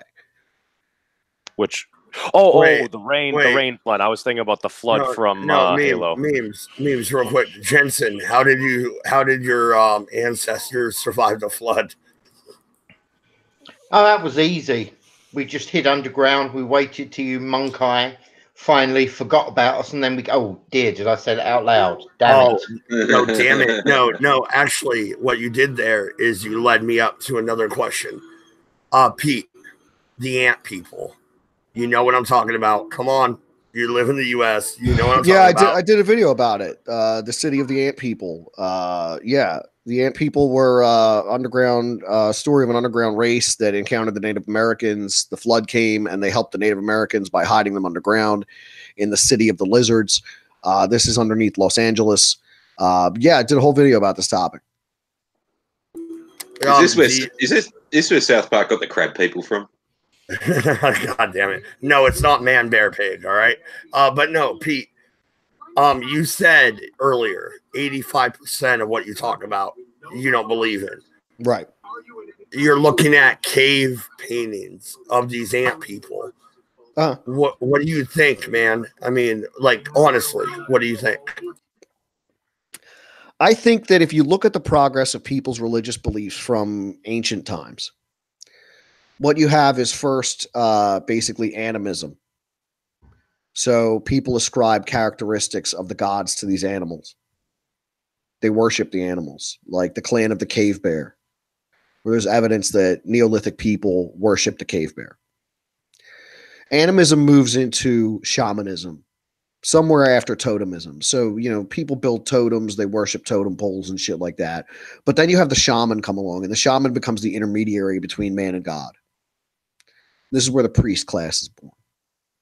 But this happens all over the world. This isn't specific to one Neolithic society. This is indicative of human experience all across the planet in these small cultures that spring up in Asia, in Africa, in North America. So when you look at that aspect of things, well, things make sense. Yeah, it all comes together. You know, why don't more people that kind of think the way you do engage in politics more and keep us folks from going completely batshit insane? Yeah, I gotta say, this is one stream where you guys aren't yelling at each other, which is kind of nice. Because I've been listening, and I'm like, these guys even like each other? You yell at each other? It's like, fuck you, nah, fuck you. Politics has a way of driving people completely nutty bananas, man. It really does. You know what? I think for me, politics is such this transient thing. It is really a moment of passion. Well, it's easy to jump on what's popular. Yeah. Yeah, it's a passing thing. So I don't really get too attached to it because it ebbs and flows. It's like the wheel weaves what the wheel weaves, and we're all just a thread in the pattern, you know. And I mean, I'm really into the esoteric, so well, you know, politics, people are trying to force the weave. Yeah, it's true. It's true. They are. I mean, everybody's got an agenda. And I think at the end of the day, what you have are very powerful, small groups of people vying for their own agenda and looking to direct the course of the world. I don't really believe in like the Illuminati, quote unquote, as this monolithic kind of secret society that pulls all the strings. But what I do think is that there are both entities, political and non-governmental, that try to influence the outcome of events across the world. And I think this is something we could all agree upon. You know, look at who helped found the United Nations, whose money was behind all that. Look at, you know, look at the Balfour Declaration. Look at the Stroudsburg Resolution. You know, look at things like this. Look at, you know, look at what happened at 9/11. Who benefits? You ask yourself the question, who benefits? But at the end of the day, you know, what can we do to fight something like this? The best thing we can do is to try not to be part of it, you know. I think sunlight is the best disinfectant, maybe. But as long as folks are telling the truth and that you can do the whole trust and verify thing, I think that's the ultimate thing, because ultimately, if you're going to talk about like all these different mysterious groups and stuff, I'm just trying to put myself in their position.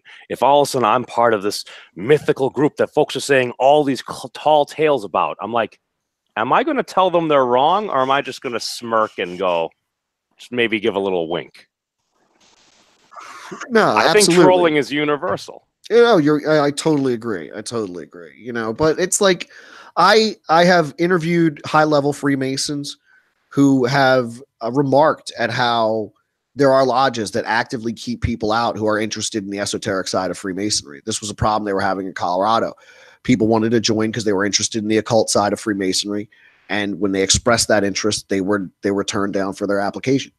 And he regretted that there were people that were not becoming Masons because of some of the attitudes of older Masons within the lodges. And I also have friends that are Masons that for them, it's a social club. It's all about, you know, getting dressed up, going out to a steak dinner and raising money for charity. It gives them an opportunity to network. Most of the guys that I know that are Freemasons are tradesmen. Like they're, you know, electricians, they're plumbers, they're steel workers. You know, it's not like we're dealing with high level political class here. This is the Blue Lodge. These guys are tow truck drivers, you know. It's a very broad fraternity. Well, no, and Pete, dude, Redbeard, he joined the Masons earlier last year. So, like, yeah, man, and he lives at a power, you know, company, you know, a power plant. That's where he works. Like, yeah, like these are regular people. They're not, you know, Jeb Bush. I've said that in the previous stream. The big mysticism about the fucking the Freemasons is a load of bullshit. Where they're just basically regular people. They get together and all they do is just talk, socialize, but don't get into politics and things like that. Yeah, the Freemasons of today are not the Freemasons of 200 years ago. Is the issue a lack of information? Is it just that if somebody curious about it just does a cursory Google search, they may not find the exact answer they're looking for on the first page? It's a thing of exclusivity. Like take Club 33, for example, in Disneyland. You know, you can't get in there because you can't financially or you're not socially status enough. But what goes on in there? You know, is there whores hanging from the ceiling? Do they watch animal shows or do they just watch Disney cartoons? Disney No, exactly. Like, all right. Jensen, if you're back, you're back. Shill out the Discord link. The Discord is now a Freemason Discord. We're a secret society. No, I'm kidding. I feel that's like a step away from blasphemy. Yeah, I know. I had to. Shit, I'm getting too old to do the handshake. I'm not that flexible anymore. Yeah, well, hey, let the drop bear do it for you. But no. All right, Pete. You have a long night. We got about 20 minutes left. Man, I have a question for Pete. Go ahead, B. Are you aware that Mad Dodge is responsible for 9/11? No, I'm just hearing this now. Oh, well, we've got a whole theory on it, and we should do a video on that, Jensen. That should be one of your conspiracies.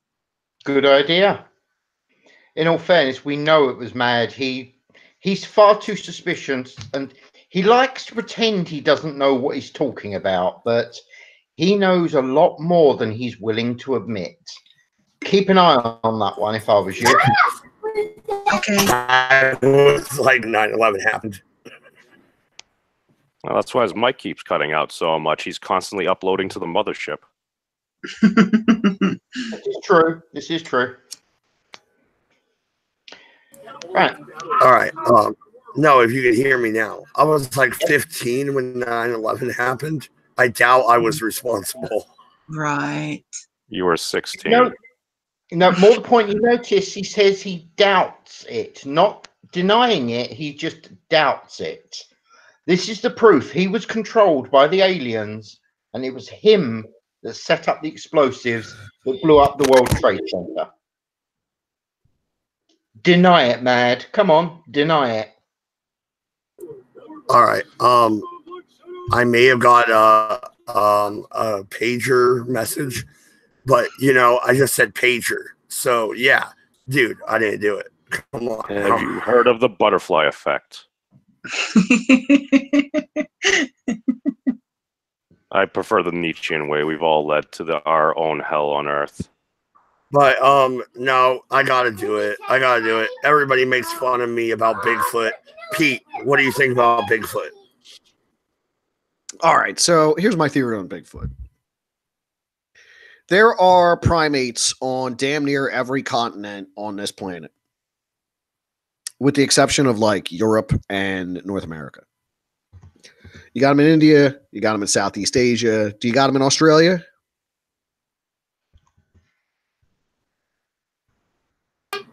I don't know. He's stuffed away. Go ahead, Pete. Okay, so yeah, no, they're not in Australia either, but they're in Central America, South America, Africa, India, Asia, but they're not in Europe. They're not in the Middle East. They're not in North America. But North America is vast, and it is very densely wooded. Is it possible that there is some kind of lowland ape that is undiscovered in the forest of North America? Yes. Do I think it's the size of Harry and the Hendersons, 8-9 foot tall? No. I think that fear makes the wolf look bigger. I think if you encountered a monkey in the woods where you didn't expect to see a monkey, it would probably scare the crap out of you, and it would probably look bigger than it really was. I think booze makes bears look weird. Yeah, I think that, you know, it's possible there's something out there, but for me, it'd probably be more like an orangutan than what we picture as a Bigfoot. You know, you see an orangutan in a tree, you're going to think it's 8 feet tall and freak out and run the other direction. Are you though? Like orangutans are what, 3 feet tall? Are you going to confuse that for 8?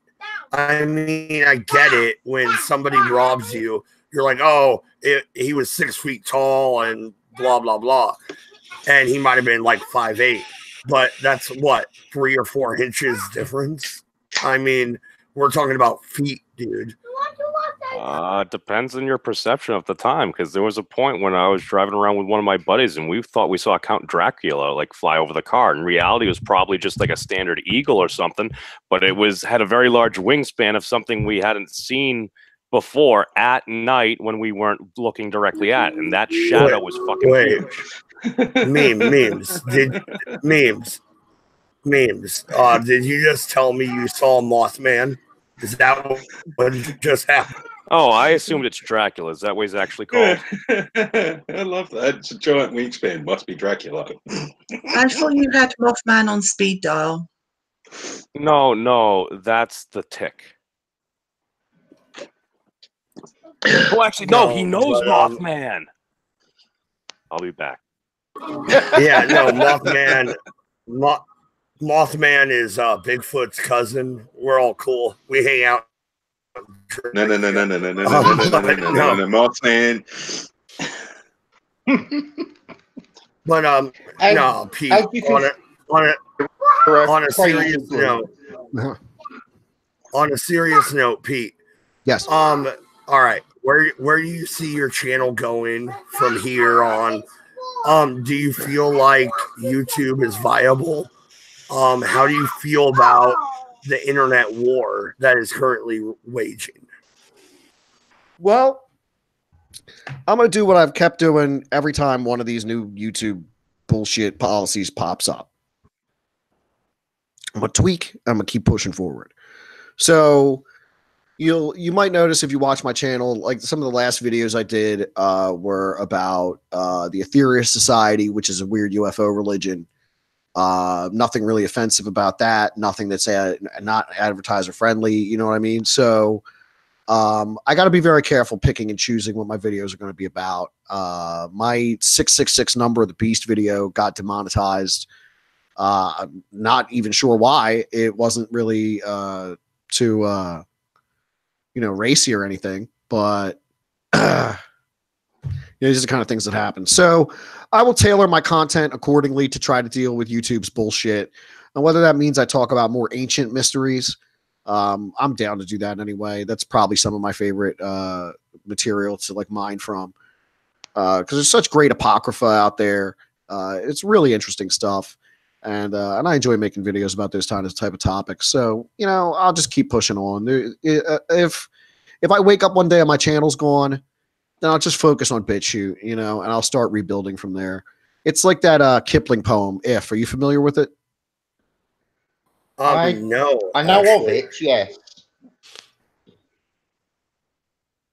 Let me go ahead, quote it. Let me quote it real quick. It's if you can make one heap of all your winnings and risk it on one turn of pitch and toss, and lose and start at your beginnings and never breathe a word about your loss. So that's something that I kind of think too. Like if they tear it all down on me, then so be it. I'll start building on BitChute, but until it's not a viable platform anymore, I'll consider it to be as such, and I'll keep plugging away. Just keep backups of your core content on another site, and you're fine. You have your info. Yeah. All your work. No, exactly. And I'm more of a Vici guy. We came, we saw, we conquered. But it is what it is.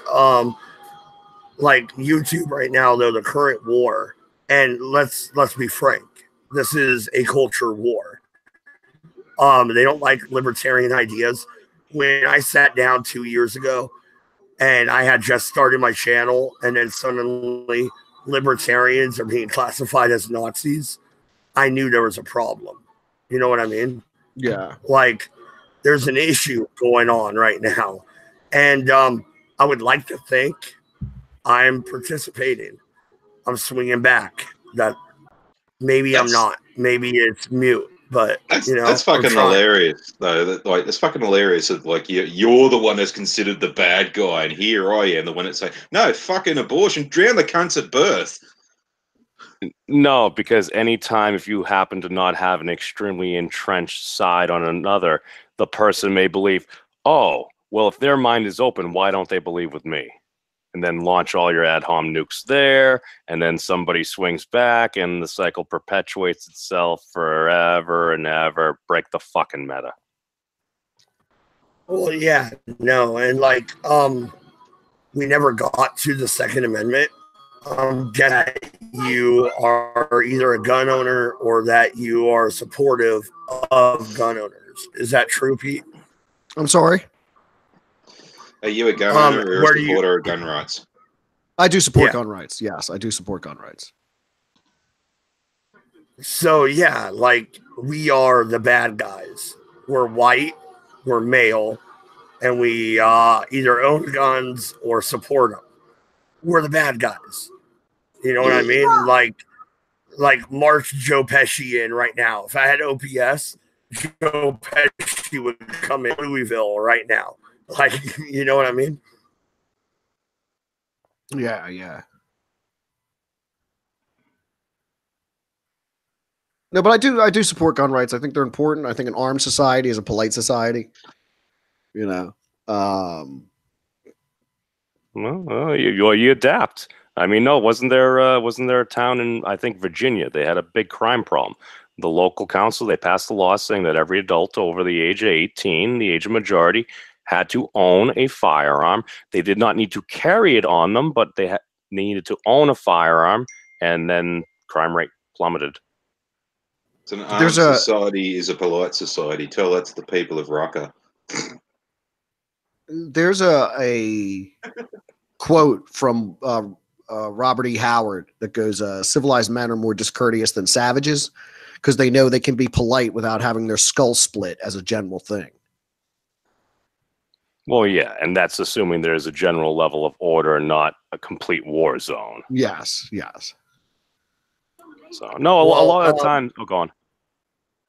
Yeah, no, there's one last thing. Like, we talked a little bit about surveillance. How do you feel about drone and our involvement in foreign countries? Where do you stand on that? Whoa. Okay. So, I believe in like non-interventionism. I don't think that we should really be off having foreign adventures. Like, let the world deal with itself. At the same time, I recognize that if we weren't the ones to do it, then somebody else would, and that's not good for our interests as a country. So it's a double-edged sword. You either got to be the cop or you got to let somebody else be the cop. So at the end of the day, who do you want being the world cop? Is it America or is it Russia? Is it America or is it China? You know, we have military bases. We have 800 military bases around the world. You know what I mean? So like, but I don't believe in interventionism. Like, I don't think we should get involved with Venezuela. I don't see any good coming from it. Like, what's the point? Like, let Venezuela's neighbors help sort Venezuela out. You know, but at the same time, you can't expect that to happen. The country's just going to fall the fuck apart. No, where's Brazil? Where's Portugal? I mean, like, didn't the Portuguese like help colonize that area of South America? Or am I just stupid? No, the Portuguese colonized Venezuela. I mean, Brazil. Well, I know where the Argentines are. They're still having a fucking cry over the Malvinas.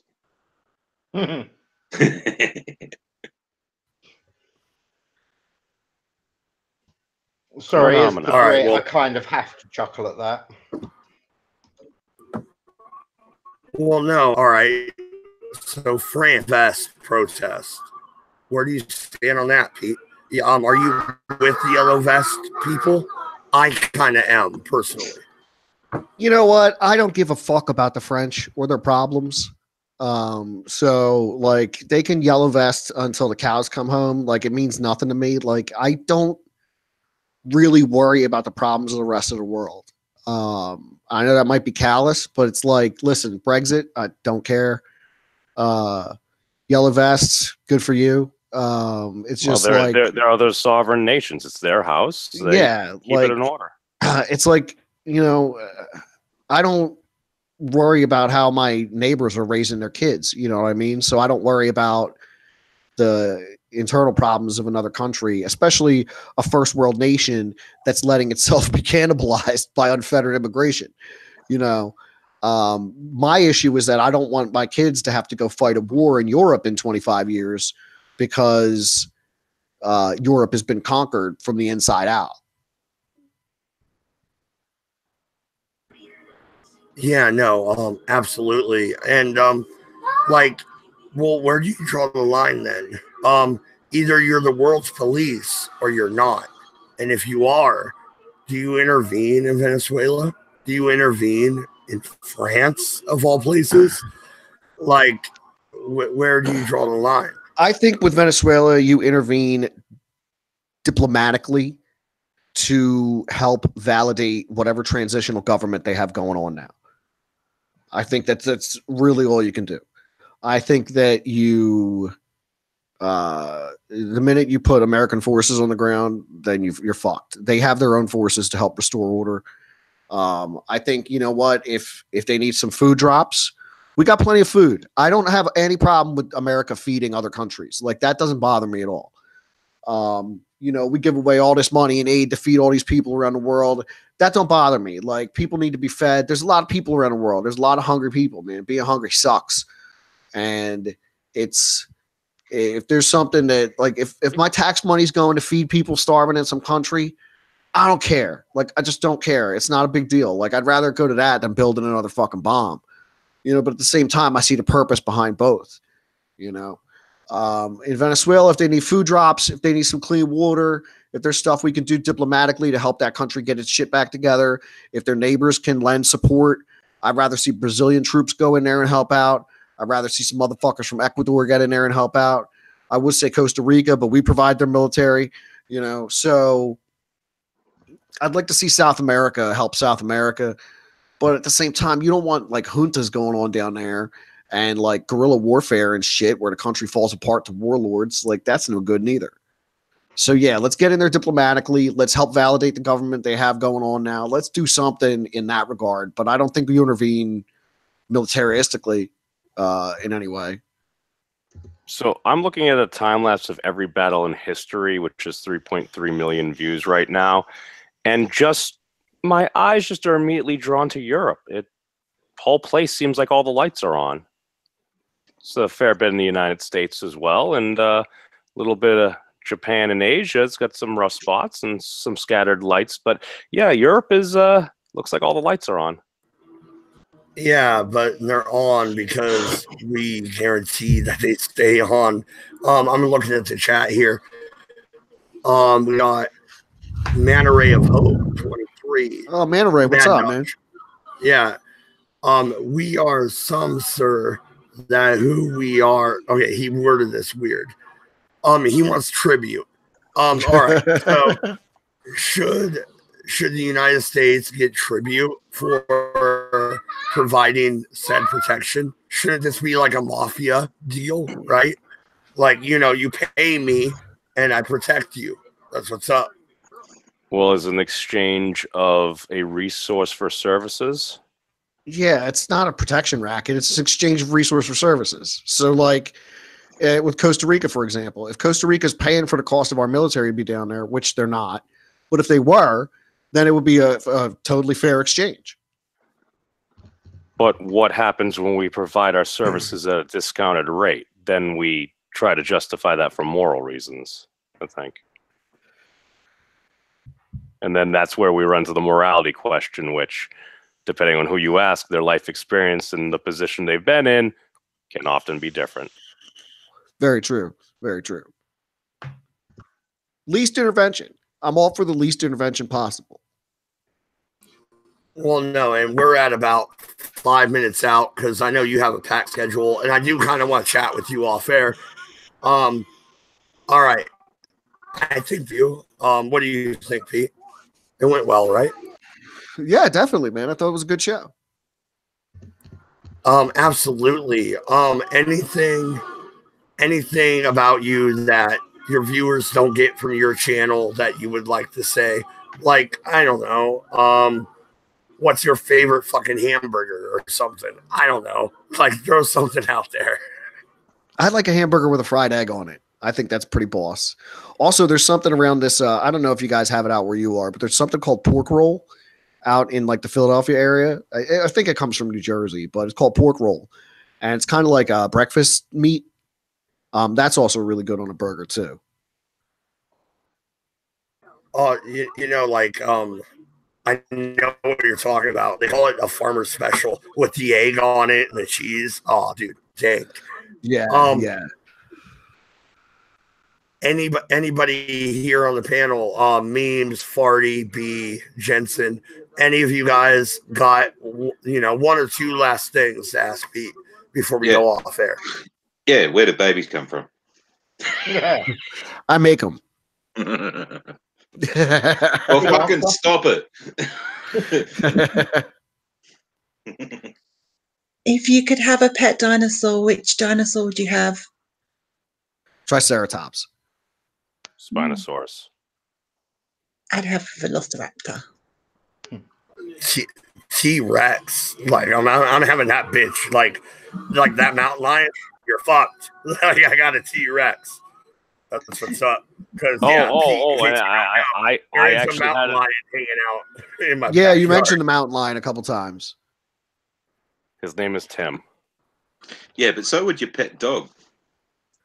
Your dog would be fucked as well. You call him Sir Wolfroll. Well, you know, I'd rather have a T-Rex. You know what I'm saying? So, sorry, Marley. You're dead to me. The kids are pissing me off. Go outside and play with the T-Rex. I've got some breaking news I'd like to submit to the panel before we go out. Go for it. Chicago police think Empire actor Jussie Smollett paid two men to orchestrate the assault on himself. Two police sources say. This is being reported by CNN. Funds have been exchanged in order to do this? So, in other words, everybody was correct in their first assumptions that it was a bullshit story to begin with. Well, no. Okay. No, stop. Full stop. Why can't you just go like Fight Club and just kick your own ass? What the fuck? You gotta hire somebody. Actually, if you want to know, Mad, the reason they can't do that is because the injuries you cause to yourself would actually be noticeable as self-inflicted. You do actually need someone else to cause the injuries. He should have watched that movie Gone Girl and he shoved a wine bottle up himself and then, But just go out to a bar, get hammered again into a fight. Yeah. No, you're not seeing it through, mate. Because if you go to a bar and get into a fight, you might get more injured than you originally planned. At least if you have a pre-planned beating, you will only take the injuries that you're comfortable with. Oh yeah, no, and I got one more question for you, Pete, before we roll out. Yeah. All right, so it was my 22nd birthday, right? Uh-huh. I'm headed out of the bar with my best friend. He goes out the door first. I walk out and he's already laid out on the ground. What would you do in that situation? Like somebody knocked him out, dude. He walked out and just got laid out, dude. Flat.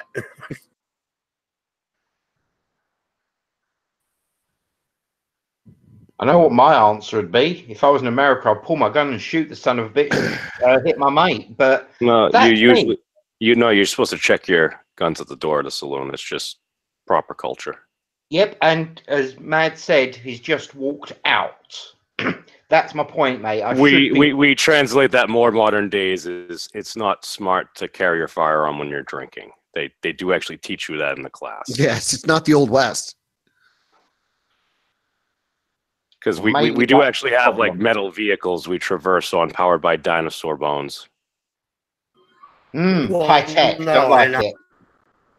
I only ask because we opened the show talking about, you know, fights at the clubs that you know were playing in when you were doing music. So like in that situation, what's your reaction? Oh, dude, I'm an old man now. I'm not trying to get in no fight. Fuck that. It's kind of so you're like, interesting. oh, That's a kind of interesting thing because I was in a similar situation. There was a pub that was on a corner, and as I rounded the corner, there was a dude sprawled out on the floor, blood coming from the back of his head, and all this kind of stuff. And it was just sort of a bit obvious to me at that point in time that he was a raging alcoholic and actually just fell backwards off the stair as he was going into the bottle shop area of the pub and just fucking hit his head. Yeah. No, that stuff happens too. I have seen people just fall. The other thing that happens is depending on who you're with, because I've been with friends before where I literally had to keep other friends of mine from like kicking their ass because they were complete assholes when they were drunk. And it's depending on the buddy, it might be like, what'd he do? Yeah, exactly. It's like, you know what? Well, then he deserves it. Let him get his ass All kicked. of a sudden he went up to molest a buddy's girlfriend, and he happens to be a backup NFL player. Did he there's a walk lot out? of factors involved. Like, what did my buddy do to get punched? Like, did he just walk out of the bar and get punched for no reason? Yeah, did he walk out, see a bunch of Mexicans, hey, pendejos, or did he just walk out, trip, and then fucking fall flat in his face? Well, yeah, and I'm generally not going to go to a place where that's going to happen. Well, no, to be fair, I don't know what he did. This guy didn't like him, obviously. I mean, he hit him. But this is what happened to me, all right? So I'm 23 years old. It's my 23rd birthday. I walk out. Stop having there's my birthdays. buddy. Yeah, I know, right? But there's my buddy laid out. And I'm like, what the fuck? And I go right at the dude. And he goes, oh, dude, it's your birthday? I'm sorry. And he hands me a $20 bill. And I'm like, okay. So I pick up my buddy, but I'm still pissed, right? I'm fireman carrying this dude home because he got laid out. And I'm like, fuck you, motherfucker. And he hit me with his car, Pete.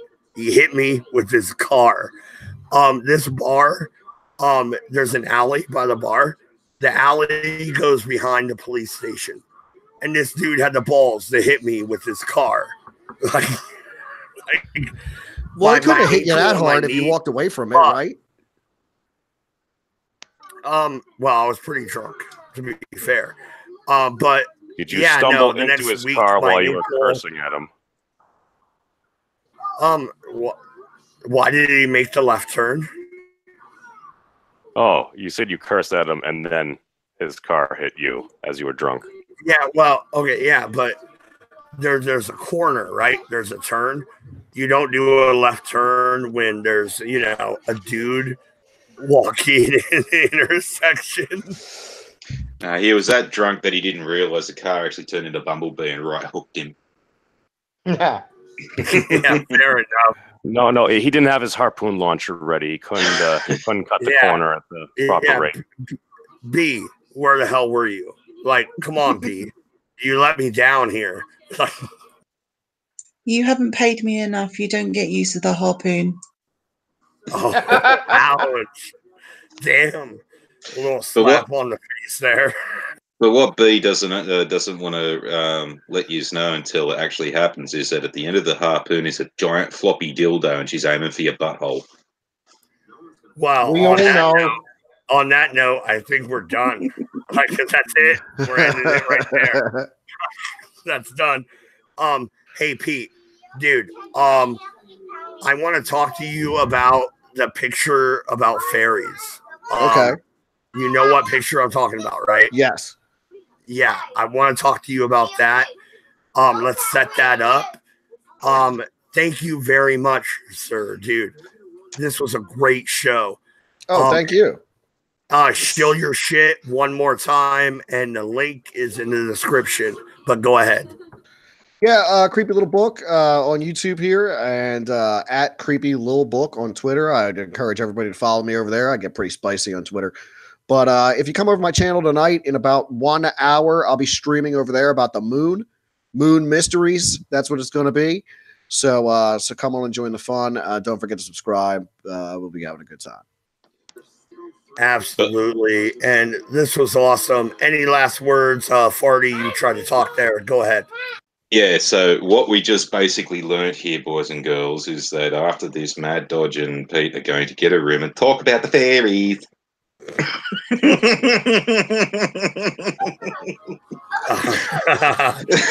I see what you did there, and fuck you, buddy.